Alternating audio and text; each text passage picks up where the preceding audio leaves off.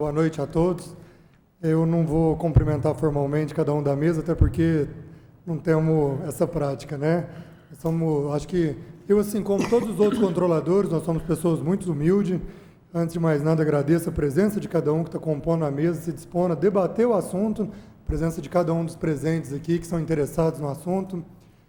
E eu fico aqui com a expectativa muito grande da gente não apenas expor o nosso lado, mas a gente ouvir os colegas aqui presentes e a gente levar essa ideia para frente para que a gente possa discutir o assunto cada vez mais. Eu acho que já foi a época em que a caça, em que o controle, em que tudo isso era ilegal no Brasil e que algumas pessoas praticavam de forma ilícita. Eu acho que hoje é um problema, como muito bem citado, um problema econômico, um problema financeiro, um problema ambiental.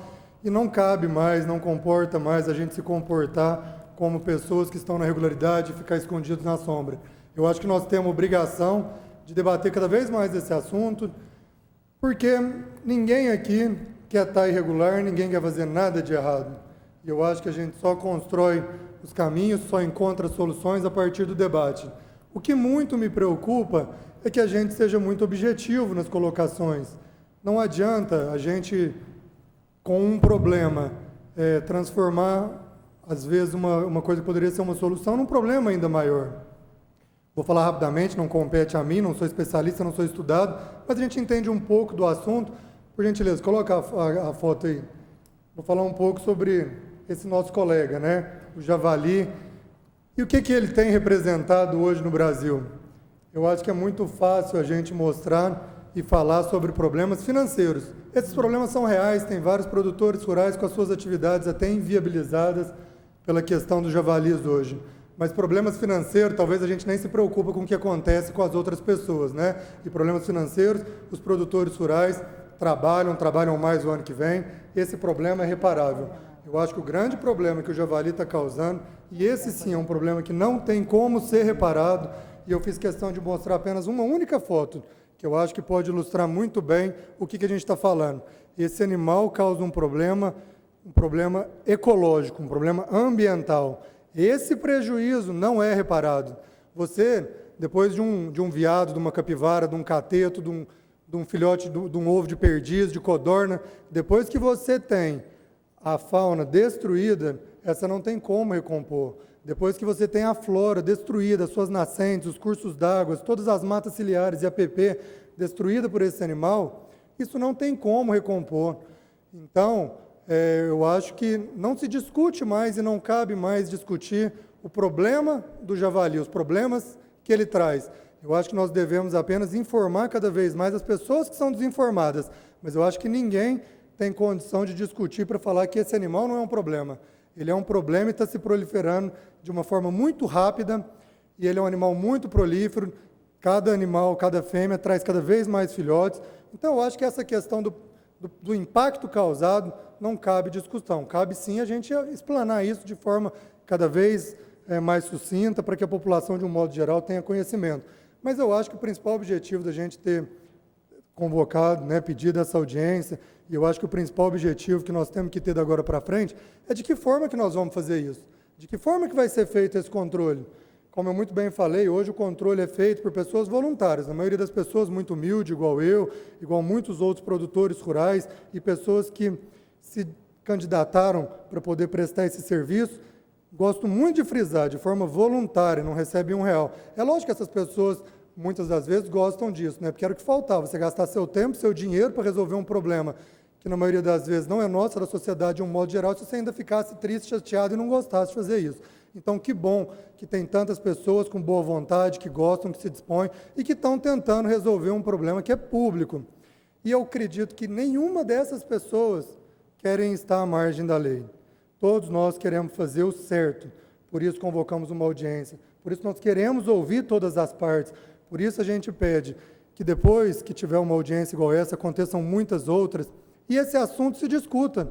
Se a lei não é clara, que busquem leis mais claras. Se ela já é clara, que ela busque ser cumprida a regra para não ficar ninguém fazendo nenhum ato irregular. E da minha parte, tem duas questões muito técnicas que eu acho que devem ser debatidas cada vez mais para evitar qualquer tipo de mal-entendido e não deixar também que ninguém seja julgado de forma errada.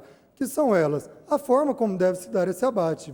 Na Instrução Normativa de 2013, a Instrução 03 de 2013 do IBAMA, ele vem no seu artigo 1º decretar o javali como nocivo. E abaixo ele faz algumas ressalvas do que deve ser feito para a pessoa estar apta a fazer esse abate. Mas em momento nenhum especifica. O abate deve ser feito com um tiro na cabeça, na orelha, na paleta, deve ser feito com uma facada, a facada deve acontecer, enfim. Não tem especificação para como isso deve acontecer. Então, e outra questão, que eu acho que é a segunda mais importante também, que nós temos que discutir muito, é o destino dessas carcaças. É um absurdo a gente imaginar que vão ser abatidos esses animais e vão largar na fazenda. Tanta gente passando fome, tantas pessoas aí dependendo, talvez, da carne para subsistência. Isso poderia resolver muitos problemas. Problemas sociais de uma cidade poderiam ser resolvidos só com essa parceria. Mas é lógico que isso esbarra em questões sanitárias. Não acho que esse problema vai ser resolvido de uma hora para outra e não desmereço e nem acho que não deva ter barreiras e aspectos sanitários envolvidos. Mas eu acho que deve se discutir, sim, de que forma que a gente pode transportar, de que forma que essa carne ela pode se tornar própria para o consumo. Deixando claro que na Instrução Normativa do IBAMA, ele sugere que a carne não seja consumida, mas não proíbe. Ele proíbe a comercialização e a doação da carne. E sobre o transporte, o IBAMA fala que a carne deve obedecer à legislação vigente, que eu até fui no IMA muito já para conversar sobre isso, a quem compete essa legislação vigente, né? Quem fiscalizaria, então, de que forma vai ser feito esse abate e esse transporte. E aqui fico muito agradecido de ter tantas autoridades, principalmente do setor jurídico, que eu acho que elas podem explicar, ou mesmo aqueles assuntos que, às vezes, não acho que todo mundo tem que dominar tudo, tem que ter resposta para tudo, mas nós temos que levar as perguntas para frente e tentar resolver e responder essas perguntas. E aí eu fico muito satisfeito com as representações que estão aqui. Sinto falta de alguns órgãos, especialmente do IBAMA, que foi convocado com mais de 15 dias de antecedência, é o principal órgão interessado em resolver esse problema. E, na minha humilde opinião, se omitiu em não participar aqui. Não tem justificativas e desculpas para um órgão que é o fiscalizador e é o órgão que é responsável por esse problema não participar de uma audiência pública. Eu acho que isso é uma falta de respeito com os produtores rurais, com os políticos, com todas as pessoas que estiveram presentes aqui e com todos nós controladores que somos credenciados e estamos fazendo o trabalho que, na verdade, acredito, competeu o IBAMA. E aqui aproveito para fazer um pequeno comentário jurídico. Não sou entendedor, posso falar muita bobagem, mas é o meu entendimento, eu acho que ele é importante, porque nós temos que responder as perguntas. No meu entendimento, quando se criou a Lei de Crimes Ambientais em 98, a Lei 9.605, no seu artigo 37, no parágrafo 2º, a lei fala que animais, quando causam prejuízos a lavouras, a pecuária, eles devem ser controlados mediante autorização e regulamentação do órgão ambiental competente. Isso aborda todos os animais, capivara, todos os animais, né? Você tem um problema na propriedade, o órgão ambiental competente ele tem que buscar uma solução para você. Mas no artigo 4º deixa muito claro, no parágrafo 4º do artigo 37, deixa muito claro que um animal, quando decretado nocivo, não é crime ser abatido. Não é crime ser abatido mediante regulamentação, não é crime ser abatido mediante uma série de outras exigências. Não é crime ser abatido e ponto. E em 2013 o IBAMA veio e decretou o javali como animal nocivo. Então, eu acho que falta um pouco mais de esclarecimento sobre tudo isso e dos órgãos que forem ficar responsáveis por esse problema, levar o problema como tem que ser, é um problema sério. Esses animais estão inviabilizando produção, esses animais estão se proliferando de forma muito massiva e não vai ter controle. Nós temos exemplos de países desenvolvidos, Estados Unidos, países da Europa, onde a utilização de armas e a caça, de um modo geral, é regulamentada e tem várias pessoas fazendo esse trabalho e não conseguem vencer esse desafio.